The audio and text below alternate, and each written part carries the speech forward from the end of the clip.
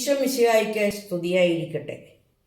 പാപികളായ നമ്മെ വീണ്ടെടുക്കുവാൻ സഹനങ്ങളെ ഏറ്റുവാങ്ങിയ ഈശോയുടെ പീഡാനുഭവത്തിലേക്ക് നോമ്പും ഉപവാസവും പ്രാർത്ഥനയുമായി നാം പ്രവേശിച്ചിരിക്കുകയാണ്.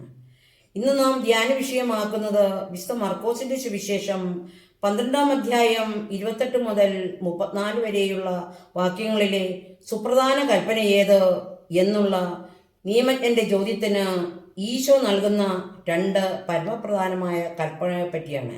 ഒന്നാമത്തെ കൽപ്പന നാം നിയമാവർത്തന പുസ്തകത്തിൽ വായിക്കുന്നത് നിന്റെ ദൈവമായ കർത്താവിനെ പൂർണ്ണ ഹൃദയത്തോടും പൂർണ്ണ ആത്മാവോടും പൂർണ്ണ മനസ്സോടും കൂടി സ്നേഹിക്കണം. അതോടൊപ്പം തന്നെ രണ്ടാമത്തെ കൽപ്പനയും കൂടി ചേർക്കുന്നു, നിന്നെപ്പോലെ തന്നെ നിന്റെ അയൽക്കാരനെയും. യേശുവിൻ്റെ ഈ വാക്കുകളാണ് സുവിശേഷത്തിൻ്റെ കേന്ദ്ര ബിന്ദു. എപ്രകാരമാണ് ഈ 2 കൽപ്പനകളും ഒരുപോലെ സുപ്രധാനമായി മാറുന്നത്? ദൈവസ്നേഹം പൂർണ്ണമായും ഫലപ്രദമാകുന്നത് പരസ്നേഹത്തിലൂടെയാണ്. പൊവിയാകുന്ന സ്നേഹത്തിൻ്റെ പാതയിലൂടെയാണ് ദൈവം മനുഷ്യരോട് അടുക്കുന്നതും മനുഷ്യൻ ദൈവത്തോട് അടുക്കുന്നതും. എന്നാൽ സ്നേഹമില്ലാത്തടത്ത് ദൈവം വസിക്കുന്നില്ല.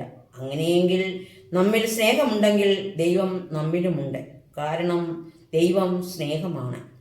ഭൗതിക ചിന്താഗതിക്ക് അടിമപ്പെട്ട് ദൈവത്തെ നിരാകരിക്കാനും പാർശ്വങ്ങളിലേക്ക് തള്ളിയിടുവാനും വിശ്വാസ ജീവിതത്തിൽ നിസ്സംഗത പുലർത്തുവാനുമുള്ള പ്രവർത്തനം ഇന്ന് നമ്മുടെ ജീവിതത്തിൽ നേരിടുന്ന പ്രതിസന്ധിയുടെ ഭാഗമാണ്. ദൈവം തന്നതല്ലാതെ നമ്മുടെ ജീവിതത്തിൽ ഒന്നും തന്നെ ഇല്ല എന്നുള്ള ബോധ്യമാണ് ദൈവത്തേക്കുള്ള ആദ്യപടി. അത് ഒരിക്കലും സ്വാർത്ഥമല്ല, നേരെ മറിച്ച് ദൈവം എന്നെ സൃഷ്ടിച്ച രീതിയിൽ തന്നെ ഞാൻ എന്നെയും മറ്റുള്ളവരെയും അംഗീകരിച്ച് ദൈവത്തോട് ഒന്നായി ചേരുവാനുള്ള തീക്ഷ്ണത, അവിടെയാണ് ദൈവസ്നേഹവും പരസ്നേഹവും പൂവണിയുന്നത്.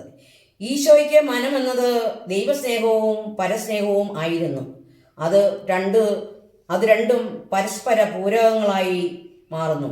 ഈശോയുടെ ഈ വഴിയിലൂടെ സഞ്ചരിക്കുന്നവൻ ദൈവരാജ്യത്തിൻ്റെ പുത്രനായി ഭവിക്കുന്നു. നമുക്ക് ഒന്ന് ആത്മശോധന ചെയ്യാം. സ്വാർത്ഥമോഹങ്ങളുടെ പുറകെ പോകാതെ എനിക്ക് ദൈവസ്നേഹവും പരസ്നേഹവും കൂടി സംയോജിപ്പിക്കുവാൻ സാധിക്കുന്നുണ്ടോ എന്ന്.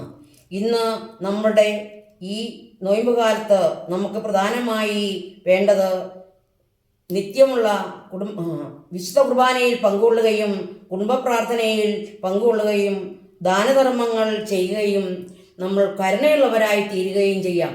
ഈ നോമ്പുകാലം നമുക്ക് അതിനായിട്ട് പ്രാർത്ഥിക്കാം. എല്ലാവരെയും ദൈവം അനുഗ്രഹിക്കട്ടെ.